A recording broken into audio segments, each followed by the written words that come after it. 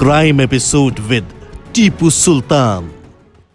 नमस्कार, आपका स्वागत है हमारे खास शो क्राइम एपिसोड में। और आज हम जिस मुद्दे की चर्चा करेंगे वो मुद्दा आज पूरे देश का मुद्दा बन गया है। जिस तरीके से सिद्धू मूसेवाले की हत्या दिन दहाड़े कर दी गई और इस पूरी हत्या की जो प्लानिंग हुई वो तिहाड़ जेल से हुई, तो यही सबसे बड़ा सवाल है कि तिहाड़ जेल में रहकर किस तरीके से गैंगस्टर्स अपनी गैंग को बाहर ऑपरेट कर रहे हैं और ऑपरेट करने के बाद किस तरीके से दहशत फैला रहे हैं। और अगर वो जेल में रहकर भी इस तरीके के काम कर रहे हैं जो कि वो काम बाहर रहकर भी करते थे, तो यही सबसे बड़ा सवाल है कि जेल में उनको रखने का फ़ायदा क्या है। इसके लिए इस पूरे मुद्दे पर बात करने के लिए मेरे साथ खास मेहमान जो है एडवोकेट ऋषिपाल जी हैं, जो सीनियर अधिवक्ता हैं सुप्रीम कोर्ट के।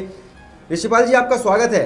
नमस्कार जी। ऋषिपाल जी, मेरा सवाल ये है, आप देख ही रहे हैं कि किस तरीके से सिद्धू मूसेवाले की हत्या कर दी गई। हत्या करने के बाद किस तरीके से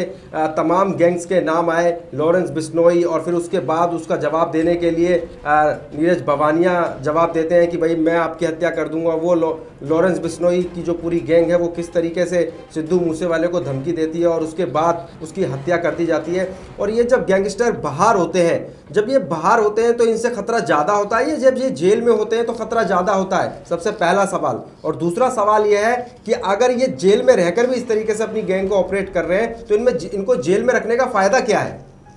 देखिए टीपू जी, आपने जो सवाल उठाया है ये अपने आप में बहुत ही महत्वपूर्ण सवाल है, क्योंकि ये कहीं ना कहीं अपराध से जुड़ा हुआ मामला है, जो ये साबित करता है कि आज अपराधियों के मन में जो कानून है, जो न्याय है, जो कोर्ट है, उनका डर नहीं रहा। एक नागरिक जो भी, चाहे वो एक आम नागरिक हो या वो सेलिब्रिटी हो, उसकी हत्या हो जाती है और उस हत्या में ऐसे आरोप लगते हैं कि उसकी हत्या का जो षड्यंत्र है वो जेल के अंदर किया गया। न केवल षड्यंत्र जेल में हुआ, बल्कि वहाँ से डायरेक्शन पास होकर जेल के बाहर आई और वहाँ पे उस व्यक्ति की हत्या फिर की गई। तो ये अपने आप में बहुत महत्वपूर्ण बन जाता है कि अगर उसकी जांच हो तो जांच का सबसे पहले वाला एंगल तो यही होना चाहिए कि तफ्तीश में, साजिश में ये शामिल हो, ये पता लगे कि ऐसे कौन व्यक्ति हैं जो जेल के अंदर इस सूचना को या उनकी डायरेक्शन को, उन अपराधियों की डायरेक्शन को जेल के बाहर पहुंचा रहे हैं। अगर अपराधियों को जब पुलिस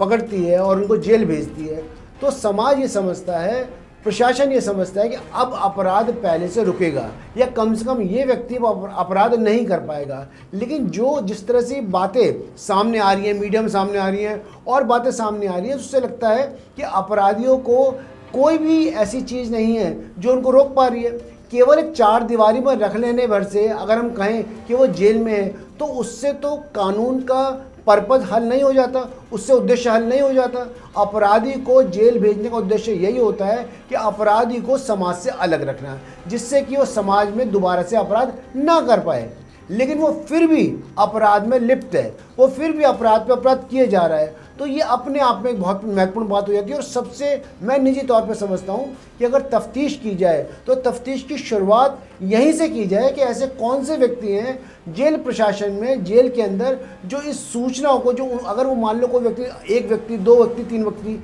अगर जेल में बैठे भी हैं और वो षड्यंत्र करते भी हैं, तो जब तक वो डायरेक्शन, वो ट्रांसमिशन बाहर नहीं आ जाएगा, उस अपराध का एग्जीक्यूशन नहीं होगा, वो अपराध आगे नहीं बढ़ पाएगा। तो सबसे इम्पोर्टेंट पॉइंट है उसको पता लगाना कि ऐसे व्यक्ति कौन है जो सूचना को जेल से बाहर तक पहुंचाते हैं। अब जेल से तमाम तरीके की रिपोर्ट आती है, जेल में बताया जाता है कि तमाम तरीके का जो नशा है वो जेल में जो है लोगों को बड़ी आसानी से मिल जाता है। वहाँ पे मोबाइल फ़ोन मिल जाते हैं, तमाम ऐसे सिम पकड़े गए हैं जो विदेशी सिम है, इंडिया के सिम भी नहीं, बाहर के सिम तक पकड़े गए। तो ये कितना बड़ा सवाल है कि जब ये सारी चीज़ उनको वहाँ मिल रही है, मुहैया कराई जा रही है और वहाँ से वो गैंग को ऑपरेट कर रहे हैं, और उसके बाद जब कोई वारदात हो जाती है तो उसके बाद कहा जाता है कि हम इन पे छापे मार रहे हैं, उनको पकड़ रहे हैं, इनको पकड़ रहे हैं। लेकिन ये चीज़ें तो चलती आ रही है। सवाल तो यह है, मेरा ये आपसे पूछना है कि ये रुकेंगी कैसे? देखिए, सबसे इम्पॉर्टेंट बात यही है, जैसे मैं अपना खुद का उदाहरण देता हूँ, हम लोग भी जेल जाते हैं, अपराधियों से जब लेकर मुलाकात के लिए जाते हैं, तो जेल का जो फुटपाथ है, फुटपाथ पे पहुँचते ही हमारे फ़ोन का में जैमर लग जाता है और हमारे फ़ोन काम करना बंद कर देते हैं। जब ये व्यवस्था एक आम आने वाले व्यक्ति के लिए, वकील के लिए, उन सब के लिए है, तो सोचने की बात है कि ये व्यवस्था वहाँ पे काम करने वाले जो अधिकारी हैं या बाकी जो लोग वहाँ से जुड़े हुए हैं उनके लिए क्यों नहीं है।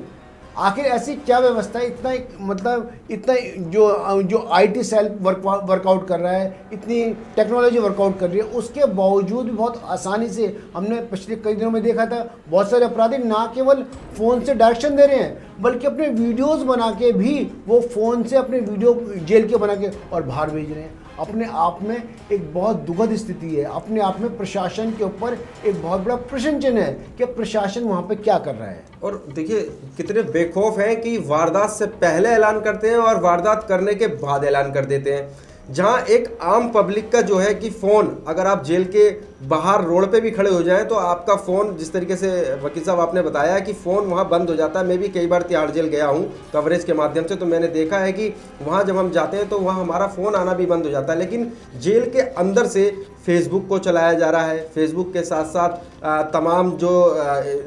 बात करने के जो यंत्र हैं उनको यूज़ किया जा रहा है। उनके फ़ोन पे कोई इफेक्ट नहीं पड़ रहा है, वो वहाँ से बाकायदा धमकी तक दे रहे हैं, धमकी देने के बाद ऐलान कर रहे हैं मौत, मतलब किसी की हत्या करने के बाद भी जिम्मेदारी ले रहे हैं। तो वो कितने बेखौफ हैं इस बात से साफ पता चलता है। और ये इस तरीके से जो हालात सामने नज़र आ रहे हैं, इससे क्या आपको लगता है कि जो हमारा देश और जो आने वाले जो यूथ हैं उनमें क्या मैसेज जा रहा होगा, वो किस तरफ बढ़ रहे होंगे जब जेल से इस तरीके की सारी चीज़ें हो जा रही हैं, इतना आज़ाद तरीके से उनको सारी स्वतंत्रता वहाँ मिल रही है, तो डर किस बात का रहेगा? नहीं, ये व्यवस्था, जो माहौल है, ये अपने आप में बहुत बड़ा नकारात्मक जो वातावरण है उसको बना रहा है। क्योंकि अगर कोई व्यक्ति सोचता है कि मैंने किसी अपराधी के खिलाफ गवाही भी दे दी है और वो अपराधी जेल भी चला जाएगा, तब भी उस व्यक्ति के मन में खौफ रहेगा कि जेल जाने के बाद भी ये मेरे खिलाफ जो है, ये मतलब मेरे ऊपर कोई कार्रवाई कर सकता है या मेरे को नुकसान पहुंचा सकता है। तो अपने आप में ये बहुत बड़ा प्रश्न चिन्ह है कि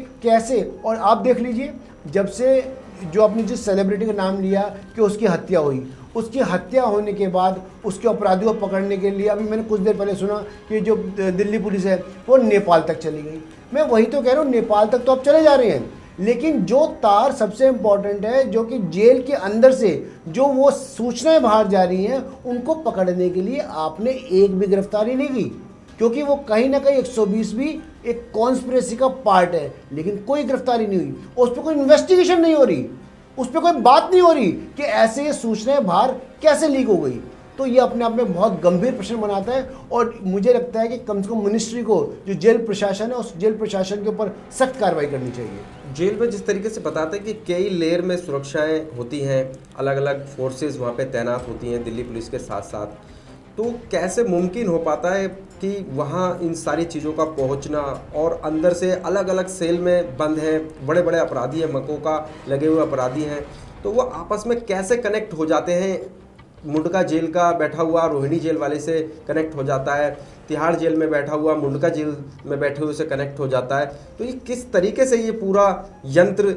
एक दूसरे को ऑपरेट कर रहा है, कुछ इस विषय में आप बताएंगे? देखिए, जैसे हम समझते हैं कि जो तकनीक है, जो टेक्नोलॉजी है, जहाँ अपने आप में एक वरदान है, वो इस मामलों में एक अभिशाप के रूप में भी है कि कोई अपराधी जेल के अंदर बैठे हुए, दूर दूर बैठे हुए भी अपने आप में जो संबंध है, जो अपने आप में जो पॉइंट है, उनको एक दूसरे से संपर्क में आ जाते हैं और अपराध को अंजाम देते हैं। तो लेकिन हम तकनीक को, इसको बुरा नहीं कहेंगे, तकनीक तो अपना काम कर रही है, विज्ञान अपना काम कर रहा है, लेकिन उसके साथ साथ जो जिम्मेदारी प्रशासन की है, प्रशासन की भी अपनी जिम्मेदारी है कि वहाँ पर इस तरह से जो तकनीक का दुरुपयोग हो रहा है, जो फ़ोन टेक्नोलॉजी का जो दुरुपयोग हो रहा है, उसको रोके। उसके लिए मैं निजी तौर पर समझता हूँ कि जो जेल प्रशासन जो है वो इतना गंभीर नहीं है जितना होना चाहिए। जिस तरीके से गोगी की हत्या की गई, गोगी की हत्या के बाद इससे पहले भी कई सारी ऐसी वारदातें हुई, कोर्ट में हुई, जेल के अंदर हुई, जेल के अंदर कई बार ब्लेड लगने की वारदातें और किसी की हत्या कर देने की वारदातें, कई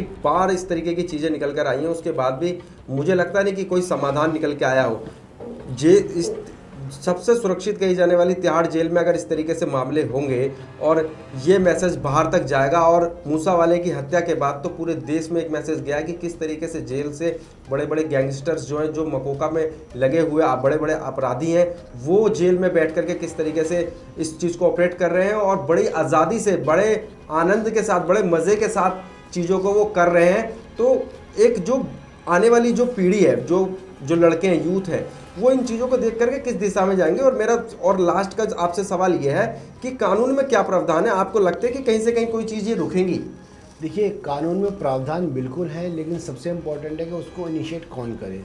ये जो कार्रवाई, जैसे मैंने आपको बताई, प्रशासन के ऊपर जो कार्रवाई होनी चाहिए, ये स्वयं वहाँ की जो पुलिस प्रशासन है उनको इसके ऊपर एफआईआर दर्ज करनी चाहिए, और जेल प्रशासन के ऊपर जो उसमें लिप्त लोग हैं उन पर कार्रवाई करनी चाहिए, और बहुत गहनता से इसकी जाँच होनी चाहिए कि किस प्रकार से लोग इसमें जुड़े हुए हैं। अब आपने बात कही यूथ की, तो देखो, यूथ जो है, जो नया वर्ग है, वो तो इन सब चीज़ से कहीं ना कहीं प्रभावित होता है, और कहीं ना कहीं उनको लगता है कि अपराधियों को ऐसा लगता है जैसे ये जो इस समय मीडिया चल रही है, इस समय उनका जो तकनीक का इस्तेमाल हो रहा है, कहीं ना कहीं अपराधियों के मनोबल को मजबूत करता है और उनका महिमा मंडन हो रहा है। तो ऐसी स्थिति में आम नागरिक जो है, यूथ जो है, वो उसके लिए एक निराशाजनक स्थिति है, जिसके लिए सरकार को बहुत गंभीरता के साथ कोशिश करनी चाहिए। और दूसरी बात मैं आपको बताना चाहता हूं कि जो हमारा न्याय तंत्र हमारा सुधारात्मक तंत्र है, यानी जिसमें अगर कोई व्यक्ति अपराध कर देता है तो न्याय तंत्र ये कोशिश करता है कि वो उस अपराध को करने के बाद उसमें सुधार आए, और वो व्यक्ति जो है पहले से अपने अपराधों को उस पर गलती माने और धीरे धीरे वो सुधर जाए और दोबारा समाज में मिल सके। लेकिन वो व्यक्ति अगर दोबारा अपराध करता जा रहा है और उसको कोई रोकने वाला नहीं है, तो ऐसे में जो न्याय व्यवस्था है वो उसके भी अपने आप में कोई मायने नहीं रह जाते हैं। आपने बिल्कुल सही कहा ऋषिपाल जी, जिस तरीके से आपने बताया कि इसके सरकारों को और दिल्ली पुलिस को खासतौर की इसमें सोचने का विषय है। क्योंकि अगर इस तरीके की चीज़ें चलती रही तो हमारा जो आने वाला जो यूथ है वो कहीं ना कहीं गलत दिशा में जाएगा, और इसमें अगर सुधार जल्दी नहीं हुआ तो कहीं ना कहीं एक घातक साबित होगा देश के लिए। शुक्रिया ऋषिपाल जी आपका, आप हमारे साथ बने रहें और ऐसी ही तमाम खबरों को देखने के लिए देखते रहें हमारा ये खास शो। धन्यवाद।